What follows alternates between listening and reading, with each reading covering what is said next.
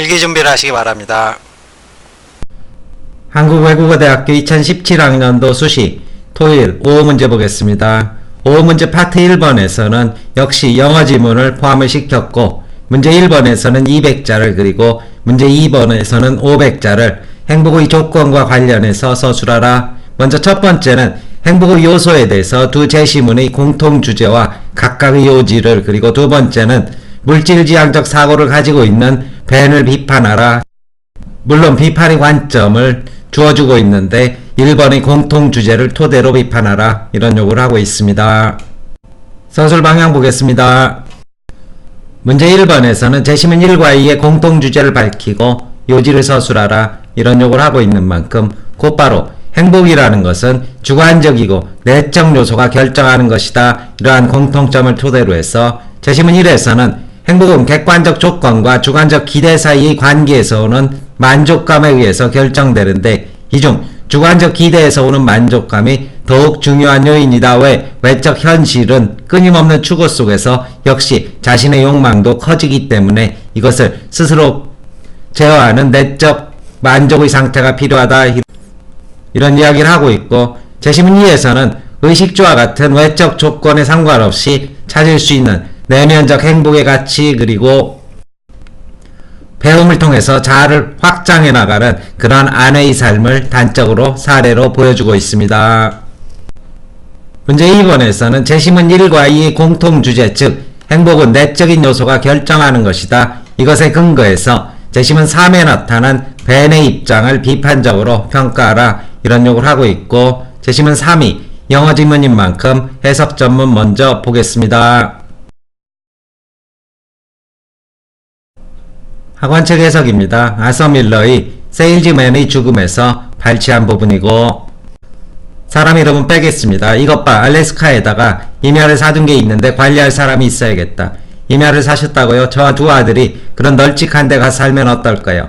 내 문 앞에 바로 신대륙이 펼쳐져 있어, 윌리. 이 도시들을 떠나 이런 데 말도 많고 할부 인생에 법원은 또 얼마나 많아. 거기선 두 주먹만 불꽃 쥐고 싸우면 한 재산 모을 수 있어. 그렇겠죠, 여보. 린다 옛 모습으로 빨래를 들고 나온다. 아주머님 오셨군요. 시간이 없어요. 기다려주세요. 여보, 형님이 알래스카 일을 제안하셨어. 하지만 당신은 벤에게 여기도 좋은 일자리가 있는데요. 당신 지금 충분히 잘하고 있잖아요. 아내는 말린다고 봐야겠죠. 벤, 린다에게 뭐가 충분한데. 벤을 무서워하지만 그래도 화를 낸다. 윌리에게 그런 말씀 하시지 마세요. 여기서 이대로도 행복하기엔 충분해요. 벤이 웃는 동안 윌리에게 모두가 세계를 정복해야 하는 건 아니잖아요. 다들 당신을 좋아하겠다. 애들도 따르고. 또 언젠가 벤에게 그래요, 일전에도 와그너 사장 말이 이대로만 간다면 정직원이 될 거라 했어요. 그렇죠, 여보. 소확한 만족을 추구하는 모습입니다. 맞아, 그랬지. 형님, 전 회사에서 뭔가 하고 있어요. 뭐든 하고 있으면 제 길로 가고 있는 게 아니겠어요? 뭘 하고 있는데 보여줘봐. 있긴 한 거야? 주저하며. 맞아, 여보. 아무것도 없어. 왜 그래요? 벤에게 84살 먹은 노인은 있잖아요.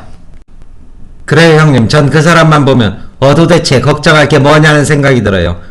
내 문 앞에 신대륙이 펼쳐져 있다니까. 윌리, 나가기만 하면 부자가 되는 거야. 부자가 가버린다. 여기서 벌 거예요. 들려요? 여기서 벌 거라고요. 해석 전문입니다. 따라서 문제 2번의 경우에는 행복을 결정하는 본질적 요소는 내적인 주관적 요인이다, 이렇게 문제 1번의 키워드를 압축 서술하신 뒤 영어 지문은 조금은 상세하게 이렇게 전개를 하셔야 될 것입니다. 회대 측에서도 영어 지문의 핵심적인 키워드는 소개를 하고 있는 만큼 영어 지문에서 벤은 외적 요인에 해당하는 부의 축척을 행복의 유일한 결정 요인으로 간주하고 있다. 소확하지만 근심 걱정 없고 올바르게 살아가는 현재의 삶에 만족하지 못하며 알래스카로 상징되는 또 다른 삶 속에서 추구할 부의 축적에 무게중심을 두고 있고, 즉 객관적 지표의 성취를 통해 행복의 가치를 실현하는 이런 태도를 보이고 있는데, 이 같은 입장은 행복을 결정하는 내적 요인의 중요성을 강구하고 있는 것이다. 그는 상황이 개선되더라도 더 많은 물질적 부를 축적하더라도 기대와 욕망 또한 커지기 때문에 끊임없는 결핍감 속에서 영원히 현실에서는 만족하지 못하게 될 것이다. 이러한 비판의 가닥을 잡아주시면 될 것입니다.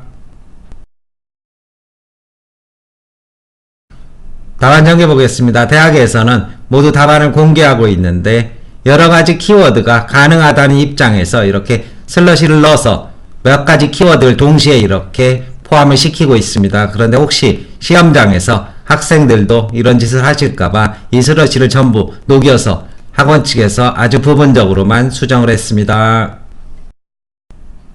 1번입니다. 제시문 1과 2에서는 공통적으로 행복은 주관적이고 내적 요소가 결정한다는 입장을 전개한다. 1은 행복과 삶의 만족은 객관적 조건과 주관적 기대 사이에서 오는 만족감에 의해 결정되며 이 중 주관적 기대에서 오는 만족감이 더욱 중요한 요인이라 말한다. 제시문 2는 의식주와 같은 외적 조건에 상관없이 찾을 수 있는 내면적 행복의 가치를 보여준다. 1번이 답안이고 문제 2번입니다. 제시문 1과 2는 공통적으로 행복을 결정하는 객관적인 외적 요소와 주관적 요소의 관계를 언급하며 이 가운데 내적인 주관적 요인의 중요성을 강조한다. 사실 이미 1번에서 썼기 때문에 내적인 주관적 요소의 중요성이 행복을 결정한다. 이런 정도만 압축하셔도 될 것입니다. 반면 제시문 3에서 배는 외적 요인에 해당하는 부의 축척을 행복의 유일한 결정 요인으로 삼고 있다. 구체적으로 배는 소박하지만 근심 걱정 없고 올바르게 살아가는 현재의 삶에 만족하지 못하며